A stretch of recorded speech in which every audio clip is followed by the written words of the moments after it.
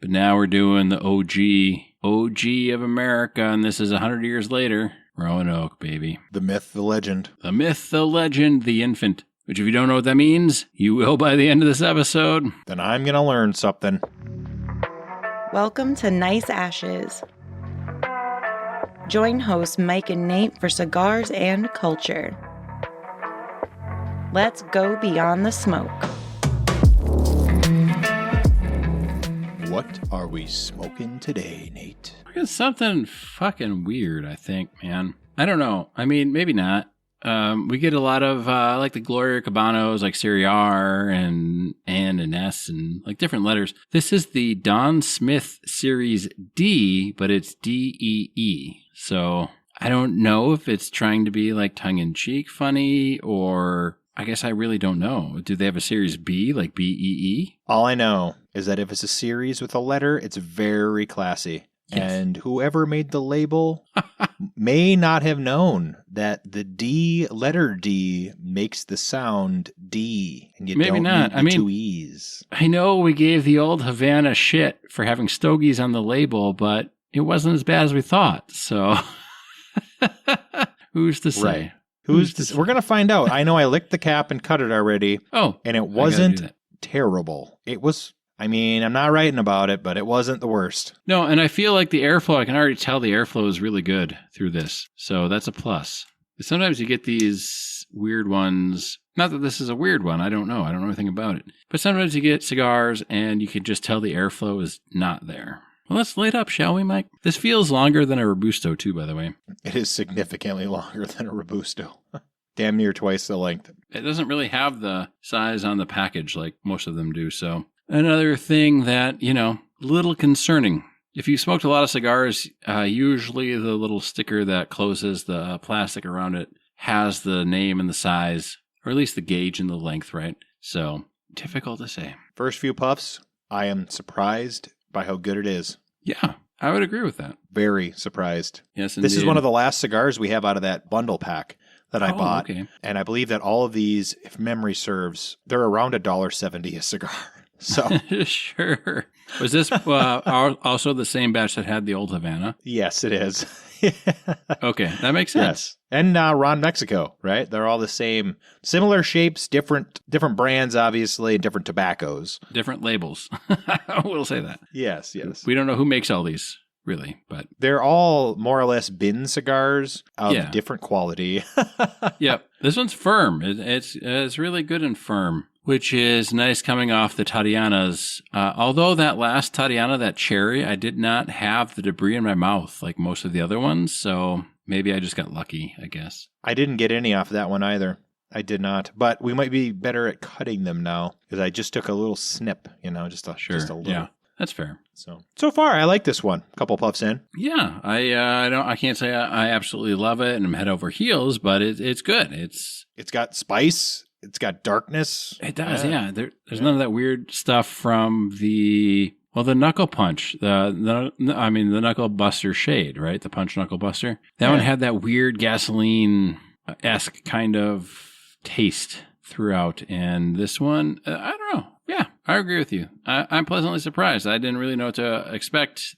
Sometimes you get that weird cigar humor, either with the stogies or the Series D, DEE, and you don't know if they're just being assholes or if they really know what they're doing and just have a sense of humor. Right. Time will tell. Time will tell. What are we talking about today, Nate? We're going to talk about the Thanos snap, Mike. Only it's going to be several hundred years before Marvel came along. We're talking about 1589-esque era, right? We're talking about the Lost Colony of Roanoke. We've teased it. We talked about Thomas Harriot. He was there. He knew what was up. And now we're doing it. We're doing the full Colony of Roanoke. We talked about Christopher Columbus, but now we're doing the OG of America. And this is 100 years later. Roanoke, baby. The myth, the legend. The myth, the legend, the infant. Which if you don't know what that means, you will by the end of this episode. Then I'm going to learn something. Yes. And I put together a pronunciation guide. So I'm going to tell you, we're going to do the pronunciations first so that Mike can fact check me later when I forget. We've got Croatoan, which are the indigenous people and the island now associated with the modern Hatteras Island. Manteo, which was a Croatoan man who traveled to England in 1584. We've got Wanchese, which was a Native American leader from Roanoke Island. I would have pronounced it Wanchese, but it's Wanchese. Wingina, which was the chief of the Roanoke people. Secotan, which was the major Algonquin town of the region. And we've got Dasaman Quaponk, which was a nearby indigenous territory over which Manteo was ceremonially named Lord by the English. So those are the pronunciations we're going to get out of the way. I will remember none of them. So it's up to Mike to fact check me, or you can just go back and replay the first, 10 minutes of the episode, and you will know. Trying to do my due diligence in the laziest way possible. So I don't know what you know about Roanoke, Mike. Anything? I know very little. Very little. I know it's in Virginia. Sure. It's not in Virginia, though. What? What do you mean? It's North Carolina, dude. Oh, I'm already misinformed. Yeah. So, Roanoke is America's oldest missing persons case. So we're going to start after the Roanoke colony, and then we're going to get back into actually like everything that led up to it and everything else. But August 18th, 1590, Governor of Roanoke, John White, returns to Roanoke Island after 3 years away. He is expecting to reunite with his daughter Eleanor Dare, his granddaughter Virginia Dare, who was the very first English child born in North America, and 115 settlers. But instead of this great reuniting, the settlement is deserted. There's no bodies. There's no signs of battle. The homes had carefully been dismantled, and one word is carved into a post: Croatoan. And nearby the letters CRO, White had instructed the colonists that if they were forced to relocate, they should carve their destination and add a cross if danger forced them out. However, there was no cross. Isn't that fucking exciting? For like 1590. He'd been gone for 3 years. He's expecting to see his family, his granddaughter, all of these things. He finds some words carved in the thing. There's no distress signal. What's going on here? So let's back it up a bit. And if you listen to our Christopher Columbus episode, which was in the late 1400s, you'll know that the geopolitical climate, I guess, for colonizing the New World was getting underway. It was something that the powers of the world, as they saw themselves, were very interested in doing first.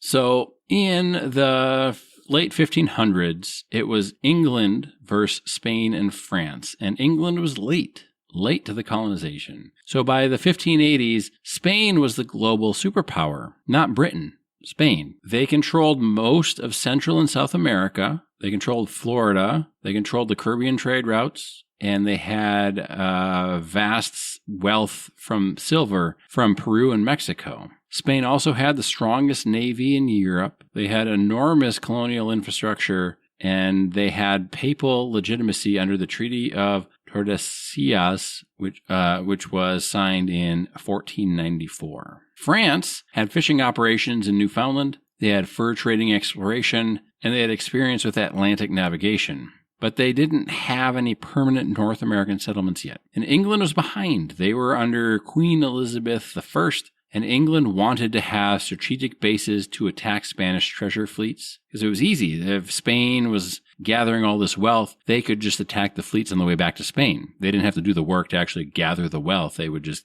get it on its way back. England also wanted access to New World wealth. They wanted naval prestige, and they wanted a Protestant expansion against Catholic Spain. So Roanoke was as much a military foothold as a settlement. So this goes back to even your episode, too, with some of the different religions and interpretations of the Bible and things of that nature, where you've got the Protestant England versus Catholic Spain. Are you excited, intrigued, Mike? I am intrigued. I would like to point out that at this point in time, the biggest difference between the Anglican Church and the Catholic Church was that the Catholic Church would not allow the ruling elite to divorce their wives willy-nilly, while the Anglican Church would. Otherwise, they were functionally the same. Didn't Henry VIII have something to say about that? I think so. I am, right? Well, chop, chop, I thought. Something like that. All right, English society in the 1580s, and this is important. We talked a little bit about this with Thomas Harriot, but Elizabethan England was highly stratified. It was deeply Protestant, nationalistic, and commercially expanding. Their problems largely were urban overcrowding, poverty, land enclosure displacing peasants, and rising unemployment. Colonization promised new markets, land for England's poor, and a strategic advantage over Spain. Not that England's poor cared about that, but, the powers that be did. The New World was sold as both opportunity and propaganda, which we also mentioned a bit in the Thomas Harriot episode and the Christopher Columbus episode, where the wealth is there, we just have to find it, right? Well, yeah, the early exploration, they were still trying to sell these guys. They'd find gold in North America on the East Coast, I think. Yeah, so. They didn't have the coal steam engine yet, so that wasn't a huge benefit to them. Yeah. Tobacco wasn't a addictive chemical that was widely in use in Europe at the time. No. And actually, the thing that really fucking riled up these English fucks, I don't know, I'm being so crass about it, but what really riled up Elizabethan England was sassafras. I've heard the term used multiple ways, and I did know that it was a herb, but I've never had it to my knowledge. It's like a root. Oh, okay. Is that what it is? Is that in sarsaparilla? Yeah. Yep. Okay. Yeah. It's like the root beer that's not a root beer kind of thing. Yes. All right. So we're going to talk about expeditions briefly. And if you listen to our Christopher Columbus or Thomas Harriot episode, in this era of time, you couldn't just say, hey, I'm going to go take my boat or ship and I'm going to go and check out the New World, right? Because these ships, they're not a one-person thing. You need a whole crew. You need provisions. It is several months trip plus like being there and then coming back. People need to fund these. And so there was, this was all private venture capitalism, basically. The Crown didn't really fund these things directly. The Crown gave permission and the Crown granted, perks if you were successful, but it was really low risk for the Crown because they could say, yeah, you can rule over any lands you find, pay me a tax, of course. But if you don't come back, like, they're not out anything because they didn't actually fund it. They just allowed it to happen, So for Roanoke, the primary backers were Sir Walter Raleigh, which is Raleigh, and it's pronounced Raleigh, not Raleigh. London merchants, aristocratic investors, and naval privateers. So Elizabeth granted Raleigh a charter in 1584 to colonize lands not already occupied by Christians, which meant not formally claimed by Catholic powers, meaning Spain. So she couldn't directly say she was competing against Spain. So she had to play coy, I guess, right? And say you can own anything that's not owned by Spain. Would you say this is an early example of a private-public partnership? Yeah, this is like the prime example of such a thing. Weird. I'd like to see how it plays out. How does it work out for everybody? Well, not very well, but we'll get to that. Maybe very well. Nobody knows. That's why it's the Lost Colony. It's fascinated scholars and hobbyists and laymen for a long time. So Walter Raleigh never personally visited Roanoke, but we have, again, it's a couple expeditions, right? So it's not, it's kind of like the Christopher Columbus. It's not just one expedition does it and then boom, we made history. Congratulations. Let's go back and drink some mead or, get some Black Plague or whatever it is that they did at the time. So this is the reconnaissance mission in 1584. Raleigh sends explorers Philip Amandas and Arthur Barlow. And they scout the Outer Banks and they meet the local Algonquin peoples. And they return with two indigenous people, Manteo and Wanchese. And it matters a lot because these are the two kind of key players throughout the rest of this story in terms of relations with the indigenous people. So Manteo becomes pro-English and Wanchese becomes anti-English. And their split symbolizes the fractured native response to colonization. Kind of like a divide and conquer strategy? Well, it wasn't really a strategy by the English. They wanted to bring back Algonquin people. They wanted to wow them with, European culture and society and say that we're the best of the European nations. And these are people that never knew there were European nations and whatever. And so you found one that was like, wow, this is great. And then the other was like, this kind of sucks dick, and I'm not down for that. So, which makes sense. And it's awesome because I think it's awesome because you've got all of these Native American tribes, and they're all different, and they all do different things, and they all want different things. They want similar things sometimes, but, it's very nuanced, and it's very multi-layered and multifaceted. And the English are just kind of like, oh, yes, you come back to England and you'll see how awesome we are. And a lot of the history books kind of lump all Native American tribes into one group, like the Indigenous people. But here you have a split right off the bat. And this is, 1584, right? So it shows that they're not a united front. They're not all the same, which if you grew up where we grew up, or grew up anywhere where there's a large Native American presence, they're not all the same. But the textbooks don't really tell you that. Yeah, I know so much about the topic that I can't even remember what it was like to not know. You know what I mean? Like, I just don't. Well, yeah, I just don't remember. It's hard to sympathize with that because the lack of understanding of the different nation states that existed in continental America is, I don't recall a time where I wasn't aware. You know what I mean? Yeah, but there was a time that you weren't aware, and then you learned, and that's fine. And now you've known for a long time, so long that you can't remember a time. Yeah, you didn't know. I'm not trying to throw shade at anybody who doesn't know. No. But I'm just saying, like, you and I both know there are a lot of people out there that don't know a whole lot about the differing Native American tribes. I don't know any of them, though, to my awareness. Well, I mean, you lived in a place that doesn't exist for a long time, North Dakota. So well, who knows that's what true. You know? I did. Who knows I what did. you know? Yeah.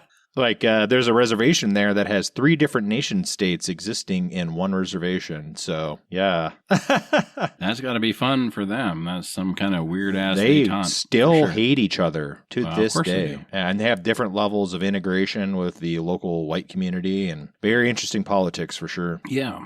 We're going to go through some important players. So we've got John White, which we mentioned at the top. He's an artist, map maker, and he was governor of Roanoke. Now, here's the crazy thing about John White. He's an artist, first and foremost. His watercolor illustrations remain some of the best surviving records of Eastern woodland native peoples. Everything I've ever read about John White say his paintings are amazing because they are all as the first Europeans saw these people, before they had any trade goods, before they had any silks, before they had any European anything. He has a painting illustrating all of the different methods the natives used for catching fish. This is some mind-blowing stuff. It's really crazy, and I don't mean to be overly gushy about him, but because he wasn't an experienced colonial commander, he wasn't. I don't know why you would make him governor, but his paintings are such an insight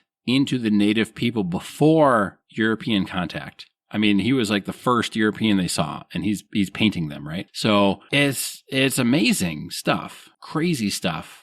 Look up any of his stuff. I don't know. It's really cool. It's very cool. I mean, the only thing better would be if you had a camera and you could take a photograph there, but this stuff is great. I've never seen any, and now I want to. Yeah, it's great stuff. Yeah, so I've got, and in the Instagram, you'll see the 3 books, but I've got 3 books. I've got The Secret Token by Andrew Lawler, and it's a journalistic kind of study on trying to find the lost colony. So it's not so much on the background of the people, a little bit of that, but more so trying to figure out what the hell happened. I've got A Kingdom Strange, and let's see who that one's by. It's by James Horn, and this one is much more an in-depth of the colony, the people in the colony, and all of that stuff. And then I've got The Lost Rocks by David LaVere. And this is all about the Dare Stones. And we'll get into that a little bit later. But if you want a general overview, I would highly recommend A Kingdom Strange for just kind of the overview of the colony. If you want to know more about the search and why it's been so frustrating for everybody, The Secret Token. If you want to delve into the actual stones that were found, heavy air quotes, then The Lost Rocks is for you. But I think those 3 are kind of a really good primer on this stuff. And it's the Kingdom Strange, or A Kingdom Strange,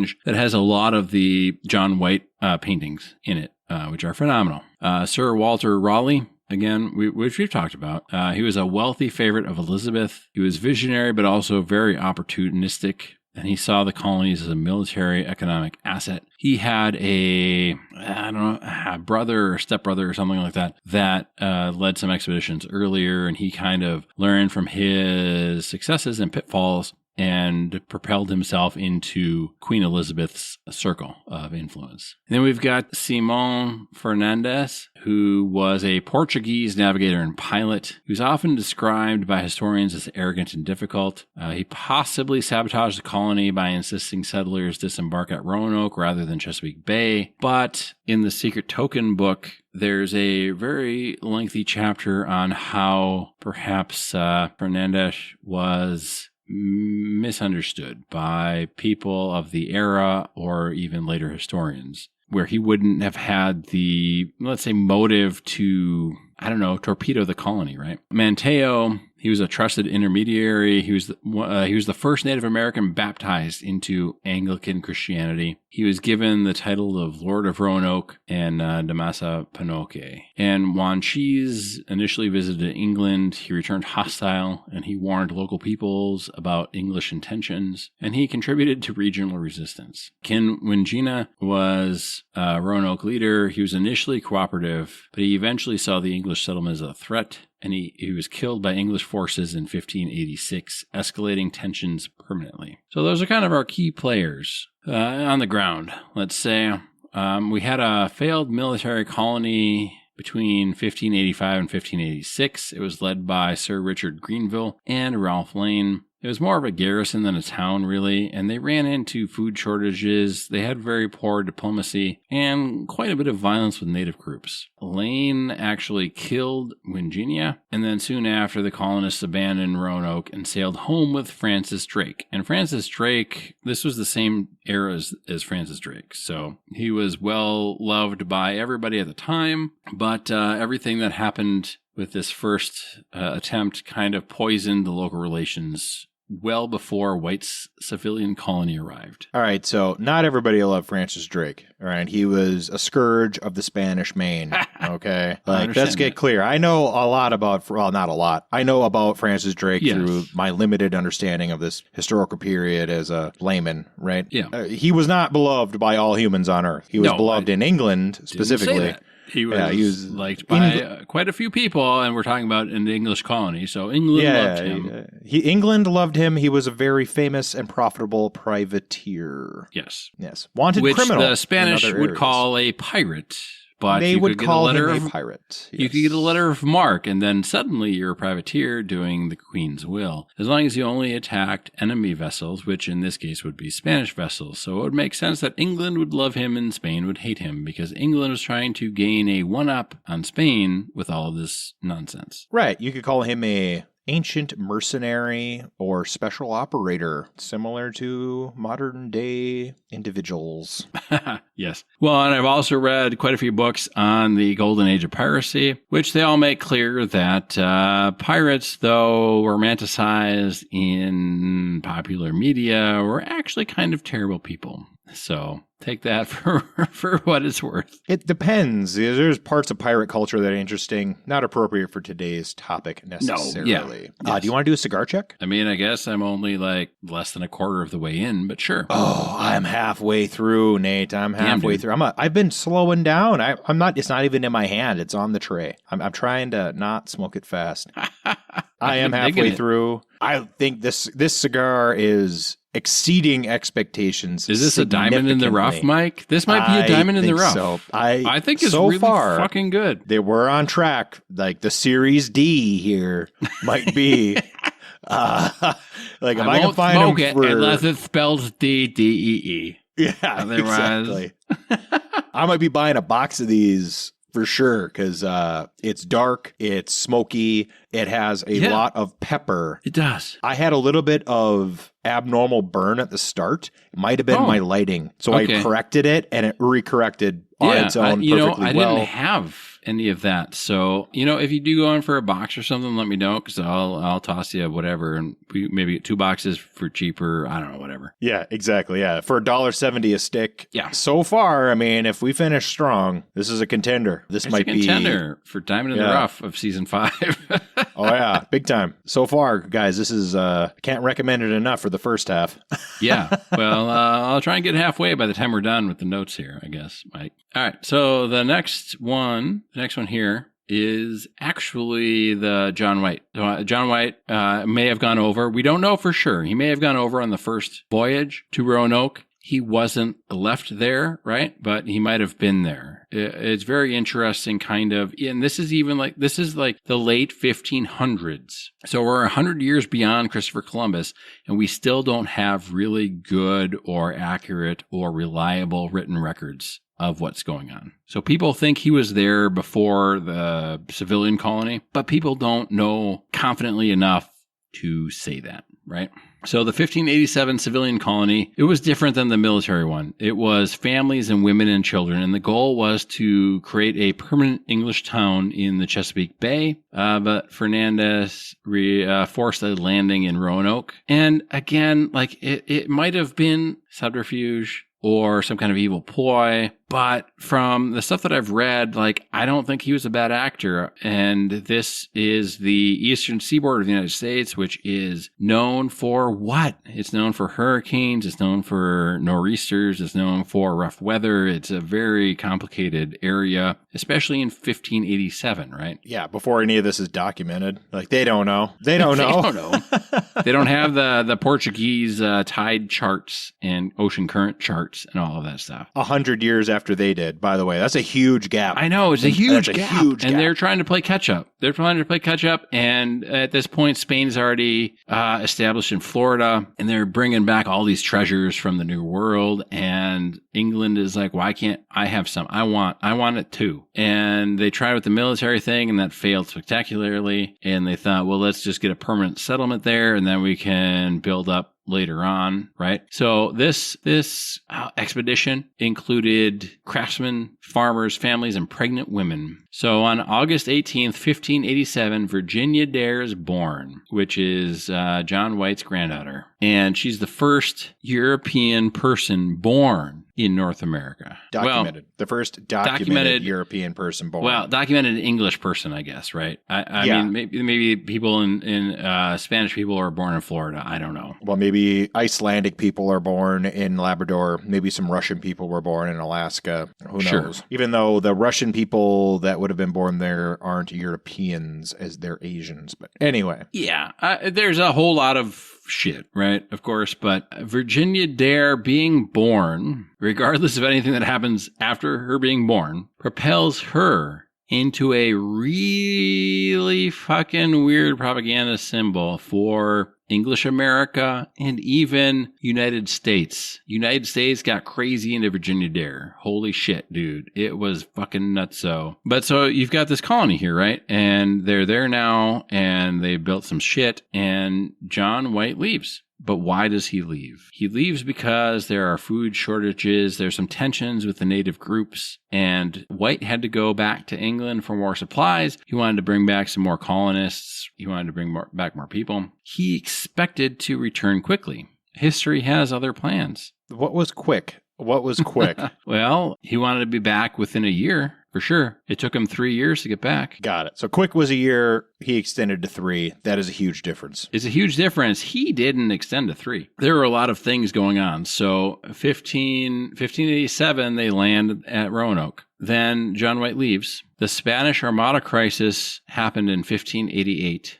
England commandeered ships for defense. White was trapped in England for nearly 3 years. He was trying to raise money to go back. It wasn't cheap. You couldn't just, hey, you know what? I need to get back to my granddaughter, my daughter, all of these things. Nobody gave a shit. Oh, you're the governor of Roanoke? Where the fuck is that? No, I don't have money for you. I don't have a ship for you. I don't have these people, even though he's governor of Roanoke, he doesn't have a ship. He doesn't own a ship. It's not at his disposal. He's a painter, first and foremost, right? He's not wealthy. He doesn't have the money to do it. Walter Raleigh doesn't really have the money to do it. He has to get investors. He's in the Queen's upper echelon but he has other things going on. He's a socialite, right? He's trying to improve his social status.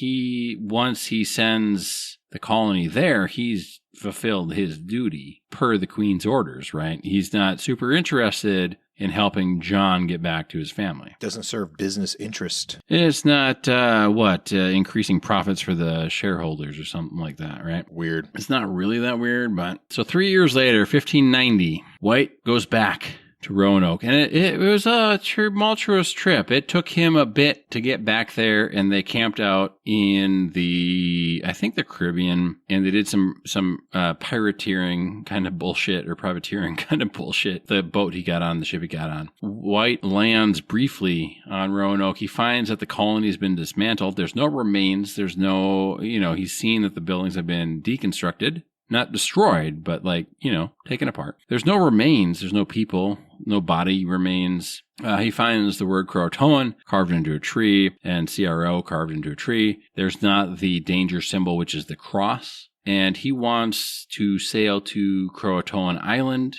He tells the captain this, but a storm damages the anchors and the crew refuses. So he's forced to go back to England forever. For fucking ever. That was his one chance. He never saw anybody ever again. Not anybody, but he never saw his family ever again. He never saw any of the colonists ever again. That was it. He was there briefly. He found the words carved into the tree and no distress signal. And he had to go back to England because the ship was going back to England because of the weather and all that shit. That was it. So we're in the clear. They're going to Croatoan Island. They know where it is. Clearly, we're going to find archaeological evidence. They were there. They're happy and satisfied. That's why they left. The coast is clear. That's what you think, Mike? I mean, clearly not, since they fucking disappeared. But no, Mike's right. Thanks for listening. No, I'm just kidding. Everybody's happy. So this is where it gets interesting. Not that it hasn't been interesting thus far, but there was another English search. In 1602, Raleigh actually funded a search for the settlers, which was fucking 12 years later. Thank you, Walter. Fuck off, dude. Jesus. But there was no definitive trace. They couldn't find anything. I don't know how hard they tried, honestly. Actually, Virginia gets its name from Queen Elizabeth, which is weird, right? But Elizabeth was the Virgin Queen, so that's why Virginia is Virginia. There was a Jamestown era investigation, which was 1607 and onward. So Captain Don Smith hears reports of Europeans living among inland tribes. Chief Powhatan reportedly claimed some Roanoke colonists were killed, but historians debate the reliability. And that was kind of it for that of the searches from England in the era of people that would have known of this firsthand. That was kind of it. Roanoke became very popular in English culture. The disappearance became legend, and they appeared in colonial pamphlets, early dramatic retellings, 19th century romantic poetry, and American historical fiction. So it was something that was kind of in the zeitgeist of the populace, but not enough to actually go and find them, if that makes sense. Well, this sounds a lot more like abandonment than disappearance. A lot more like abandonment. I mean, but you got to think about this, Mike. This is the late 1500s. They all knew what they were signing up for. It was funded. They go. They need more supplies. John White goes to go get more supplies. Things happen. It takes 3 years. He goes back. He doesn't find any distress. He doesn't find anything that indicates to him distress. The carved in thing tells him basically they're going to an island 50 miles south, Croatoan. Some people have argued that that actually meant they were going 50 miles inland. So again, it's not super clear. I mean, you're talking late 1500s, like fucking codes carved in trees, right? So who really knows? But the fact is that with the geopolitical stuff going on, if this was a failure, the Queen certainly didn't fucking want to acknowledge that. So she wasn't super excited about funding something to prove that she failed, right? Walter Raleigh had a lot of other things. He had a lot of pokers in the fire, as it were, right? He had gone and fought in Ireland and made a name there, and he had other kind of things going. He had a lot of things going. He was a serial entrepreneur almost of the era. And so it's hard to convince him to dedicate anything to something that might be lost, right? It's just a weird time historically where it's not as easy as saying like, oh yeah, we'll just hop on a plane in a couple hours, we'll be there and we can find them and it's no big deal. Like whatever. This is,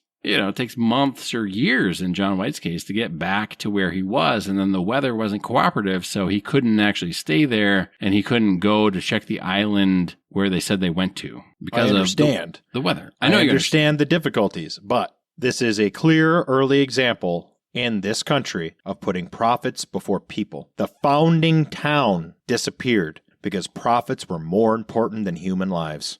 That does not sound very Christian to me, if we are a Christian nation. No, I understand. I'm not arguing with you. I'm just trying to say that the logistics of the era were such that it was not necessarily an easy thing. It was a major commitment. I understand. I am do not these saying that it things. wasn't. I am simply pointing out the facts for those people Yes. who might have illusions of grandeur about the American story. But I also want to do the counterpoint too, where we had Christopher Columbus 2 episodes ago, and he had to get backing that wasn't technically the crown, right, of Spain. And they said, you can have all these things, but if you actually do find something, we get all the benefit and, you get some piddly stuff. So it was definitely an era of not full commitment, right? So Queen Elizabeth was not saying, hey, Walter,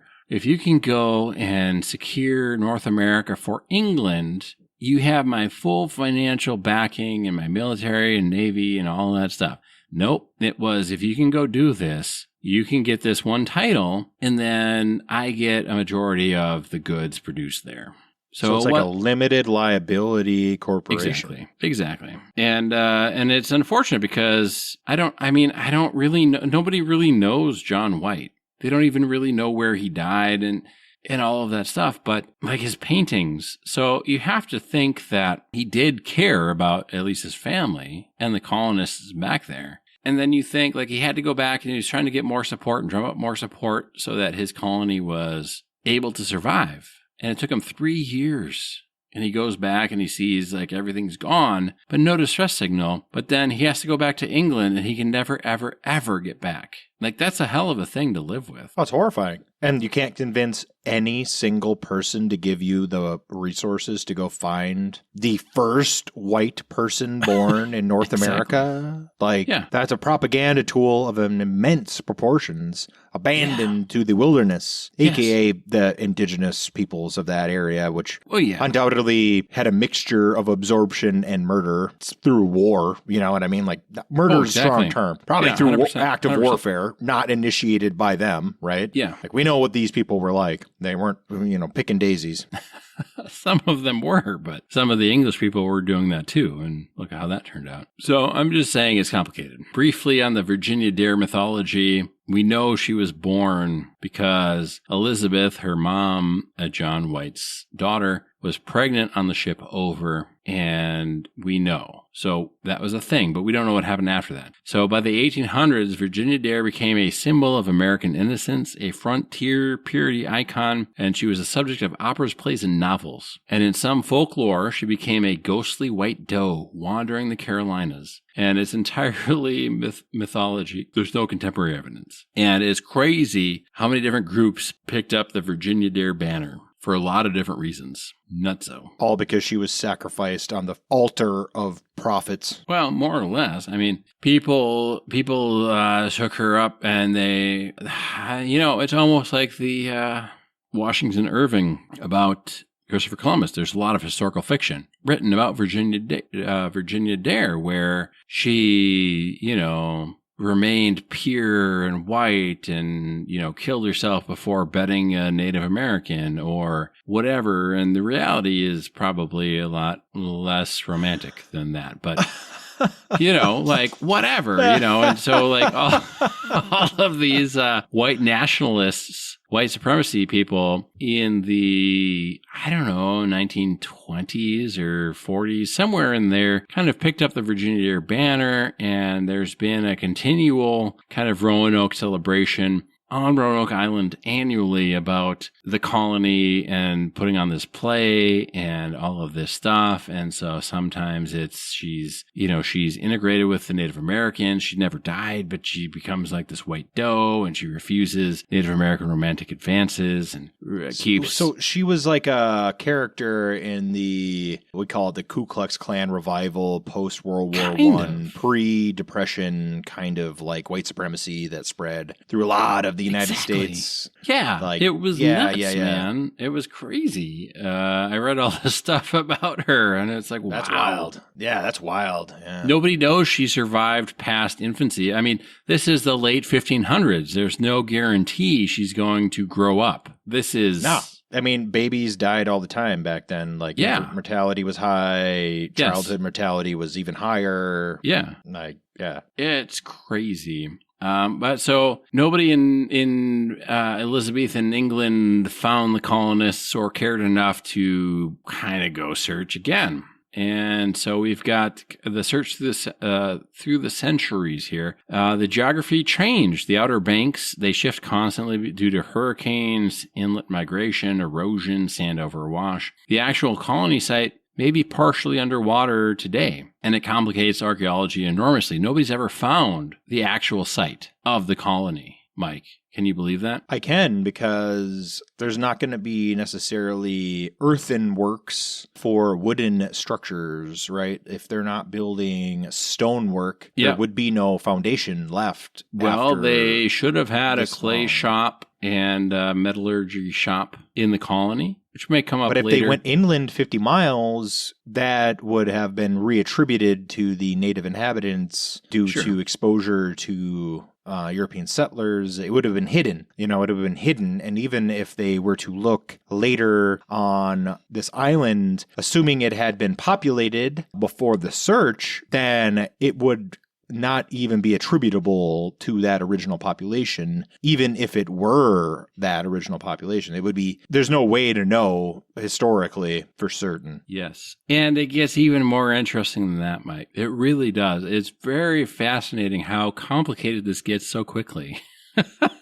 Especially when you have, and we were talking last episode about modern archaeology finding things for ancient religions covered by sand. And then you've got something that was, 1587, and we can't fucking find it. We can't do it. We just can't do it. And it's difficult to find Roanoke or the settlement at least, because the physical world changes all the time. The Outer Banks are barrier islands, and Roanoke is in the Outer Banks. And the shifting sandbars are shaped by storms and ocean currents. And over the 400 years, entire shorelines have vanished, inlets have opened and closed, forests have become marsh, and hurricanes buried evidence under the sand, and erosion swallows everything, right? And modern reconstruction suggests that parts of the original settlement may now lie underwater or deeply buried beneath sediment. This means that archaeologists are often searching for tiny fragments of evidence that don't really resemble the 16th century. And a missing colony is difficult enough to find, but one that's on islands that constantly change are difficult as well. And part of the other problem is the burial practices. So you have the burial practices of Europeans, and you have the burial practices of the Native Americans. And it's difficult to tell sometimes if it's a Native American or European buried in something. And so the number one kind of indicator is how they're arranged or oriented in the grave. And the problem is that if John White left and the colonists are expecting him back in a year, and then 2 years go by, are they adopting Native American practices? Are they moving? Have they already left? Like, when did they leave? like we don't know. Are they adopting Native American practices in terms of burial, in terms of clothing, in terms of things they can do? Are they no longer maintaining their forages and, workshops and things of that nature? Nobody knows. So you have skeletons that might have been found that are oriented in the Native American manner, but might actually be European. Very difficult to tell. It's very interesting to not know, and it is a mystery, but we can project that they probably would have integrated to their local population. And without access to iron, which I am unaware of iron deposits in that area, there would be no reason to have metalworks. They would eventually run out. And we know that in the western areas, people very much did integrate with the local indigenous population and preferred it to Western society in many cases. So it wouldn't be surprising if they did. Sure. We'll get into the historically approved versions of what happened. But John White's first return in 1590, he returned on August 18th, 1590, his granddaughter Virginia Dare's third birthday. He found several key clues. The houses were dismantled, not destroyed. If they were attacked suddenly, the homes would have likely shown burn damage, signs of looting, and structural collapse. Instead, these buildings were systematically taken apart, and this suggests a planned relocation. Number 2, the fortifications had vanished. The original defensive palisade was gone, again suggesting intentional abandonment. Croatoan was carved carefully. It wasn't scratched in haste, deliberately inscribed. It implies communication, not panic. And there was no distress cross. He had instructed the colonists to specifically carve a Maltese cross if they were under danger, but there wasn't one. So this was one of the strongest arguments against the violent immediate destruction. And so White believed they moved voluntarily. He intended to follow to Croatoan Island immediately, but a storm prevented it, and that missed voyage may have been one of history's cruelest near solutions. The Jamestown search between 1607 and 1622. Jamestown was founded in 1607. The survivors still hoped to locate the Roanoke colonists. Captain Don Smith gathered reports from indigenous groups. Some suggested that the English survivors lived inland among native peoples. Others claimed they had been killed. Chief Powhatan reportedly told Smith he had destroyed a group of English living among the Chesapeakeans because prophecy warned they would overthrow his confederacy. Historians debate this heavily because Powhatan had political reasons to manipulate English fears. Smith often embellished his own accounts, and there's no direct evidence to confirm the story. But this is one of the earliest serious alternate location theories. Now we've got a good span. We've got a good span of time, 200 years. Between 1600s and the 1800s, for nearly 250 years, Roanoke faded into obscurity. And why was that? Because Jamestown succeeded. History celebrates beginnings and not failures. Roanoke survived mostly in colonial records, antiquarian studies, and occasional local folklore. But 19th century America rediscovered it and transformed it into legend, which is going to be the Virginia Dare explosion, the myth. Victorian America became obsessed with Virginia Dare. She became a symbol of pure Anglo-American innocence, frontier destiny, and national beginnings. Writers invented elaborate fictions. The most famous was that Virginia transformed into a magical white doe, cursed by an evil sorcerer, and wandered the Carolina woods. The story has zero colonial basis, and it was later romantic fiction, but it helped make Roanoke America's first supernatural mystery. Virginia Dare was also picked up and co-opted by a lot of other groups, notably a lot of white supremacy groups, because first white baby born in America, right? Yeah, that's how their logic works, for sure. So it tracks. We're going to talk about the Dare Stones, 1937 to 1941. This one is very interesting. It's crazy. This claims that it's one of America's most fascinating historical frauds. However, it's not necessarily proven to be an entire fraud. So it's like the Erickson stone, or whatever you want to call it, that found in Minnesota. Yep, and we're going to talk about that one later because I have a whole book and I went to a lecture on it. But we're going to talk about the Dare Stones real quick. And it's interesting because all but one of them are proven a hoax. The one that has not yet been proven, the first one found. Not surprising. Well, they refuse to test it, the people that own it. So In 1937, a California tourist named Lewis Hammond claimed to discover a carved stone near the Chowan River. It appeared to be a message from Eleanor Dare, which would be Virginia Dare's mother. It claimed that the colonists moved inland, disease killed many, but Virginia survived. Eleanor eventually died.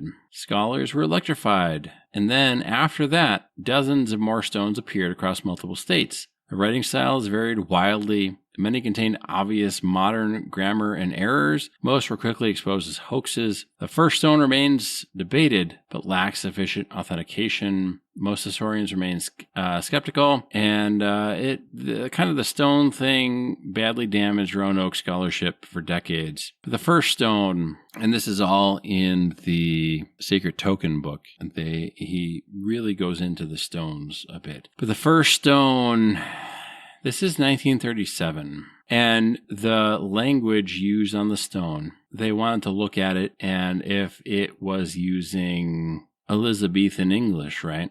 And terms and things that they would use in Elizabethan England, because that was basically what the colonists were. And some people like to dispute it, and some people say that the language and abbreviations and things are consistent with Elizabethan English. And even though there might be some discrepancies, I mean, Elizabethan English isn't a one catch-all be-all, just like American English isn't a one catch-all be-all. Like, you could say bubbler instead of water fountain, right? There's a lot of different nuances in the language. So there's some nuances in the language. The main point is that some Californian dude in 1937 is what? Going to carve a stone that has things that are mostly Elizabethan English and have a full working knowledge of all of the people that were in the colony. That's a fucking stretch, I think. At least for the initial stone, right? It's a stretch, but scammers be scammers, man. And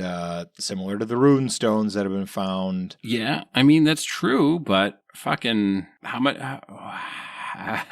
It's one of those things, right, where it's 1937, the access to information isn't as quick and easy as it is today, and people today don't know anything, hardly, sometimes. I'm not trying to poo-poo on people, but, people don't do the research, so... I think being lazy is a lot easier today than it's ever been. Yeah. Well, I'm not saying the first stone was or wasn't authentic. I'm just saying, consider the facts. There was kind of a huge controversy over the stones because it's a North Carolina thing, and I think he gave it to, I don't know if it was Georgia, at Georgia University, and it kind of started a whole huge rivalry, which at the end of the day just prevented the truth to come out. Maybe it was done on purpose. Maybe it wasn't. Maybe it was the closest university to where the stone was found. I don't know. The motives are lost to time. Well, yeah, with a long enough lens, coincidence and purpose are difficult to discern. So, yeah, pretty much. Yeah, and so they've been kind of fighting, so there's been infighting, and so I think the stone finally went back to North Carolina, but they don't want to have it tested because it's now a thing of kind of myth and legend, and if it were to be proven false, they could lose a lot. And on the off chance it was proven true, they wouldn't really gain that much more. So it's one of those self-serving things where nobody actually cares about the truth, they just care about what the truth might or might not bring them, and whether it's better or worse than what they currently have. So kind of dumb. Agreed. But a very important breakthrough happened in 2012, Mike. Can you believe it? We've been talking about 1587, we've been talking about 1937, and now 2012, we had a major breakthrough in what happened to the colony. Researchers were examining John White's surviving map of coastal Carolina using multispectral imaging. And there's a pasted over patch. And people did this a lot back then. They would paste over things and draw a correction over the top. But they found what appears to be a concealed fort symbol. And the reason why is that we talked about in the Christopher Columbus episode where Portugal had a huge technological advantage with the ocean currents and things. And England would not have wanted a map drawn by their artist governor to fall into Spain's hands or anybody else's hands that might not be England. So he might have covered over an accurate depiction to prevent the enemy from knowing where the actual fort was. So under this pasted over patch, they found a fort symbol, and it may indicate that he intentionally obscured a fallback inland settlement location for security reasons, but they called this Site X, and it was in Berkshire County, and it launched excavations. And the finds included a Surrey-Hampshire border ware pottery, early English ceramic fragments, and metallurgical debris. And they plausibly could date to the Roanoke era, but the critics argue that the items are too sparse and it could reflect trade rather than settlement. And remember, you have the Jamestown colony, and it wasn't that much later than the Roanoke colony, and they were trading all up and down that shit. They were doing a lot of trade. And so it's very difficult to date these things, because there was a lot of trade. We know that happened. That's like the number one thing that happened outside of disease, right? And then the violence. But after those things, then it was trade. And you have these things that it's difficult to date. Was this from Jamestown? Was this a Jamestown trade? Or was this actually from the Roanoke colony? We'll never know. I'm going to guess. I don't know about never, but it's becoming more and more less likely. But it's crazy to think, late 1500s, and then suddenly in 2012, we've got a new lead. There's also the Hatteras and Croatoan excavations, and this began in the 1990s. Excavations at Buxton on Hatteras Island uncovered English gunlock parts, rapier fittings, writing slate fragments, European ceramics, blacksmithing hammer scale. They're not random trade beads. They suggest that there's an English-style domestic and industrial activity embedded within the Croatoan settlement layers, and it supports the assimilation theory. The colonists likely relocated to Croatoan and integrated with native communities for survival. Archaeologist Mark Horton argues this may be the most probable resolution. We also have some DNA in modern search, so many have proposed solving Roanoke via DNA. They want to compare descendants of local indigenous communities, especially those tied historically to Lumbee traditions, to known Dare or colonist lines. The Lumbee is a very interesting tribe because they are the melting pot of Native American tribes. They've got actually a majority of African DNA due to the slave trade in the South. But they also have English, and they have Native, and they have African. So it's a very melting pot-esque kind of thing, so it's very difficult to say. But the problems with the DNA thing is there's not a lot of confirmed colonist DNA reference samples. Like, there isn't really any, because the records of the time don't really allow you to say, like, so-and-so from such and such is a descendant of those people. There were intermarriages over centuries, could complicate lineage, and colonial records are incomplete.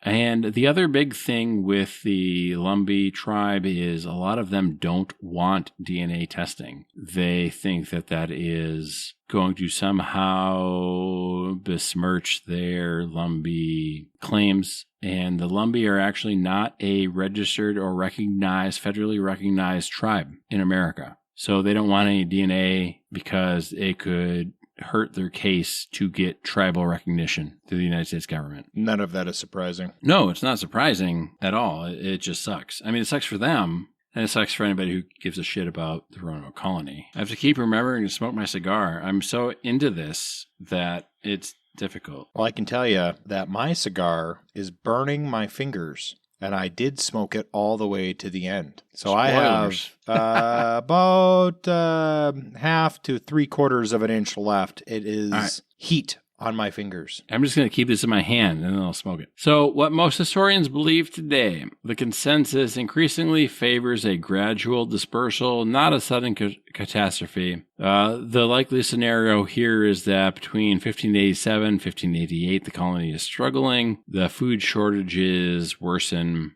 and the local Croatoan allies offer refuge. But they believe that the settlers split, that some move to Croatoan, some might move inland. The families over generations assimilate. This explains that there's no massacre evidence, no distress signal, and there's English artifacts in native settlements, although trade could also explain those things, and White's relocation message. the colony was probably never lost to the people that lived there. It was only lost to England. So the major theories are that, and the most important one is assimilation with the Croatoan. The evidence was the Croatoan carved in the tree. There's no distress cross. The homes are dismantled, and there's English artifacts on Hatteras. The next one is that the split migration. Some went to Hatteras, others went to Site X, and that explains the scattered evidence. There's also a disease starvation explanation where it's possible, it's kind of weak because there's no burial evidence and there's no signs of catastrophe. There's a massacre possibility, attacked by hostile groups, but there's not a destruction layer. Nobody's found that. There's no bodies, and it's less favored. A Spanish attack could be historically plausible, but there's no real evidence for that. And then the Lumbee connection. There's oral traditions suggest that there's ancestry from the lost colonists, and actually a lot of the Lumbee tribe, which is not federally recognized, have names that match the colonists from the Roanoke colony. It's interesting culturally, but there's not really any conclusive proof mostly because a lot of the Lumbee don't want to do any kind of DNA testing. And they're not federally recognized, so they don't have any protections. And their English names, there's a lot of English people in the eastern part of the United States. Really throughout the United States, but yeah. I mean, that's true too. And you had a huge resurgence in Virginia Dare popularity at a certain time in America here, or the United States here. And it would be very possible for a misfit tribe, and I don't mean that in a bad way, but, like a melting pot tribe, to assume names from a lost English colony that were popular at the time when they were kind of forming, potentially, right? Very plausible. So it's difficult to say. I mean, both things are plausible. We've got some recent modern archaeology, ground-penetrating radar, remote sensing, soil chemistry, metallurgical residue analysis, and GIS shoreline reconstruction. Some recent hammer-scale finds suggest English metalworking persisted on Hatteras after abandonment. Some archaeologists argue this may effectively solve the mystery, but others remain cautious pending stronger contextual evidence. The mystery endures because it sits somewhere between history and folklore. You've got the missing colony, you've got a vanished child. A lot of people rally around a missing child. If you have a poster person, especially a child, for a movement or for a group or for a thing, people remember it. There's a cryptic message, right? A lot of people love cryptic messages. They love it. Shoreline erased a lot of the evidence, so a lot of what could have proved things is lost. But the simplest answer, Occam's razor, right? They told us where they went to, and then they integrated. And because of the prevailing thoughts in America, European power, European pride, white power, white pride, you couldn't have a colony that integrated with Native Americans and survived. And so they might not have ever been lost, and they're still here. All of their descendants are still here. You couldn't have the first European born on North American soil then integrate with Native Americans. And we know this is true. We know this is a prevailing thought because a lot of Europeans chose to integrate with Native Americans rather than stay in their European settlements. Like, this is a historical proven thing. We know this is true, but you don't ever hear about it because nobody likes to talk about it. And by nobody, I mean the powers that be, right? Also, modern politics with Aboriginal peoples in North America do not allow that conversation currently. Exactly. So, for different reasons in the modern era, we won't talk about it either. Yes. Yes. But it's not a talk about thing. And if you have, the very first European English settlement in America, you got the first English-born person in the New World. Hey, Queen, guess what? They fucking integrate with the Native Americans because your shit is whack, yo, and they hate it. And they got a lot more freedom with the Native Americans. Well, we can't have that. We can't have that. No, profits over people. Exactly. We can't have a narrative against that. We cannot. We cannot at all. But that's all I have about Roanoke. I could talk more about it, but I think that's probably good for where we're at about the things and stuff. So, well, I have to say my cigar is cashed. Yeah, man. I burned it until there was nothing left for a $1.70 cigar. It's a hell of a cigar, actually. Is a hell of a cigar. I will say, between the 1/2 and 1/4 point, I did have a bit of sourness. Yeah, it's not slowed her great. back down. Kind of let it sit for a little. Had to do a little bit of a relight. Yep. Came back into form. For me, I just slowed it down a little. Oh, yeah. This cigar is way too long. Yeah, it is. If I can get one of these in a Robusto, probably perfect. I cannot believe honestly, how good this cigar is for the price. I crazy. believe I put it at a 3.5. You did. Which puts it with Olivia's Series G's. These are name brand cigars. That's how quality this cigar is. This very one's really good. It was dark. It was peppery. Had a very full body. Very consistent throughout. Dude. I believe that the sourness was my fault. And the length, I mean, it's just way too long. I don't really like these long. It's probably, what, a 7-inch cigar? Oh, it's a long one. I think if it came in a full-on Robusto, it would be phenomenal. Yeah, if you get a 7-inch cigar, it needs to be 1 inch around, and this one is not. It's a normal gauge, the gauge of a Robusto. Not even a Toro. It's not even a Toro. It's what you'd expect of a Robusto, and this is the same problem modern Hollywood directors have: is you gave me a 4-hour movie, but I really only needed a 2-hour movie. And the same with this, but it was good throughout. It wasn't bad. It's just it's awfully long for the gauge. Yeah, it was awfully long for the gauge. Man, I think this is the diamond in the rough for this series. I think so. I also gave it a 3.5. Wow, I wanted to give it a 4. We agreed on it. I really did. I really wanted to give it a 4, but I couldn't. It's not 4 territory. It doesn't have the depth and the flavor change. Exactly. And it doesn't have a complex enough flavor profile to get it above that. No, but it's cheap as fuck, and it's great. If I can find, I'm gonna look for a box. You let me know. And if I find a box together, I buy 2 or 3. Yeah. For like $2 or less a stick, I'm buying 3 boxes. I don't care. I have humidors. Insanely good value for money. Yes, crazy good.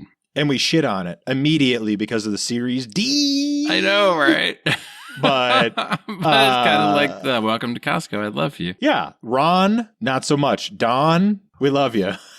Dude, Don Smith knows what's up with the cigars here. The Stogies, right? Insane crazy. How good this is. It's crazy. Yeah. This is the highest rated cigar we've had in 1, 2, 3, 4, like 4 episodes. I mean, we both rated the Mark Twain memoir 4, and then before that, the La Aurora y Leon Maduro Bellicoso was higher than the Mark Twain, but everything else has been a 1 or a 2, esque rating. So this one's been fantastic comparatively. And for the price, this has got to be cheaper than the Mark Twain, right? Oh, absolutely. Absolutely cheaper. Yes. Let's see here. I'm looking. So the Hoya Red Robusto, I rated the same. You liked it more. But a Hoya Red, that's a known brand. That's a pretty and good I liked brand. it as much as a Hoya Red. Oh, yeah. That's pretty crazy. Oh, yeah. That's nutso. Let's see here. Like I'm just trying to stick.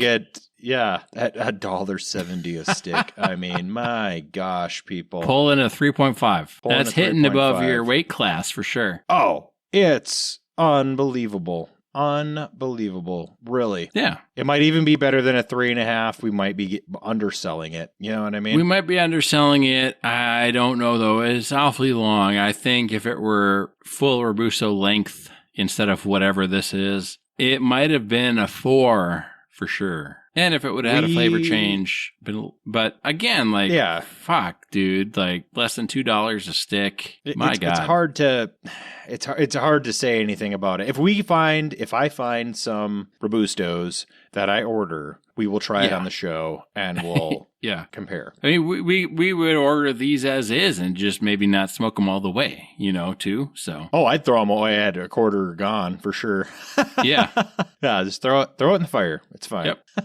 Yes. Well, I'm glad we got to talk about Roanoke because it's not an obsession of mine, but a lot of people that research Roanoke find it to be an obsession. My favorite historical period still is the Lewis and Clark expedition, but this was very fascinating and it was really fun to learn about. And kind of imagining what John White might have felt. Like, nobody knows, because people in this era, even if you were governor of some place in the New World, didn't really mean a whole lot unless you were very well connected or it went really well. You know what I mean? So just knowing that he took his family to someplace across the ocean and then promised them he would be back with reinforcements and supplies and things of that. And it took him 3 years to do so, and he only came back with himself. He didn't have the supplies and the new colonists that he had promised them. He just came back as him. He didn't have the stuff because he couldn't get it, because even though 3 years was a long time back then, like the favor of the queen or the favor of the crown was fickle and didn't always stay with where it was 3 years prior. So they didn't really care that it was lost and gone. Like he brought back his paintings, and Thomas Hare brought back his detailed maps. So they had kind of their investment out of it. And it's crazy to think that it's not crazy for like common people, but it's crazy for people of like Queen Elizabeth and maybe even Walter Raleigh, to think that there's human cost here. There's human cost here. Like John White lost his entire family. He never saw them again. Private-public partnerships put profit over people, and they always have. That is true. That is true. But I guess they do an annual Roanoke celebration on Roanoke Island. So if you're ever there when they do it, probably something worth watching. Oh, I'm sure it's interesting for the nerds that are into it. The nerds that are into it, as I speak about bowling, you know. Made an appearance, everybody. It's been a while. It has to. Take a shot. I would be interested, even though I'm not obsessed with it. Like, I'm not going to go out and fund like an archaeological dig. I'm not going to go out there and try and find shit. But it was fascinating enough for me to buy 3 books on it, right? And read those books. So that's what we talked about with the Christopher Columbus episode. A lot of the other stuff we talk about, you know, I mean, the information is out there. Do your research and find the right books or the highly rated books to go and read about these things. Get a basic understanding. If you're interested in them, I'm not saying go get interested in Roanoke Island, but maybe you're interested in something else. And there's a ton of books out there. And I recently bought, I don't know if I told you this, Mike, but I bought a bunch of books on the Reconstructionist South, you know, post-Civil War. And I'm excited to read those. You didn't, but Reconstruction South and post-Reconstruction South, very interesting, direct complications. Yeah. The complications of that era have direct correlation to the modern day. The resistance in certain northern states to the political power that was gained in that era have direct correlations to today, and modern political understanding is really directly related to all of that corrupt, evil stuff going on at that time. Very interesting time for sure. And then that led into the Gilded Age, and we're in the second Gilded Age now, many people say. So, yeah, very interesting. Yeah. Well, it's another one of those gaps in the history class or curriculum from high school, right? They talked about, you know, and then the South was reconstructed, and then we landed on the moon or something, like whatever the leap was, right? They didn't really spend a whole lot of time on that period. And I've heard that is very, well, using terms from previous episodes, complicated and nuanced. So I'm excited to learn more about it. But that's the cool thing is, you know, anything you're interested in, you can find a really well-written book for about $3 on eBay. Or from your local library for free. You know, it's just, it's crazy the amount of information we have access to these days. Even crazier that people would rather learn about whatever is going on with Skibbity Toilet or the Kardashians. All my cultural references are so old. Yeah, I was going to say the Kardashians, but I realized that dates I have been not paying attention to popular culture for so long that the last reference frame I have is the Kardashians, which has to be a decade old. I don't even know. I just don't pay attention anymore. I don't even know half of the people that modern like culture or society is referencing, and I'm like, I don't know who I don't want to know. I don't want to know. I've hit the point where I do not know. Exactly. They're these people on the things, and I don't know their name. I've never heard of them. I don't want to hear. I don't even know all of the Kardashians because I didn't watch it. I didn't pay attention. I don't know anything about them other than their I don't know anything about them. I guess. Yeah, they're garbage people, and I think their dad was involved with some really bad things. Well, right? didn't he become isn't he Caitlyn Jenner now or something? No. Like their dad, like the OJ lawyer, like that guy. Oh, the OJ the Kardashian guy. Sure. Yeah, I'm not talking about Bruce, Caitlyn Jenner. That's a whole different saga of intersection with that. It gets so crazy. I know more about it than I even want to, and I don't know as much as I don't even know all the fucking names of the people involved. I don't want to know. They're all garbage, filth. Not interested. I don't know enough to speak about it, and that should be all anybody needs to know. Yes. Anyway, your public library is your friend. There are lots of books out there you can get for very, very cheap for any subject you might want to learn about. Otherwise, think about what might have happened with the Roanoke colonists. What might you have done if you were a Roanoke colonist? Would you have integrated with the native population who would provide you food, shelter, and teach you how to hunt the game in the continent? Or would you have just died because you were sad and then given your twins to Obi-Wan Kenobi, who very conveniently gave Luke to a known affiliate of Anakin Skywalker, Lars Owen? Like, what? You given Luke to Lars Owen? And Anakin knows all about Lars Owen and never thought to check there? It doesn't make any sense. Anyway, this was about Roanoke Island, not Star Wars. But we got to bring it up because the parallels and things and stuff. But otherwise, you know what? This Don Smith Series Dee? Really good. Really good. Spend up to $5 on it. Probably no more than $5. But really good otherwise. And thanks for listening. And you know what? We're going to catch you next week. Be safe. Have fun.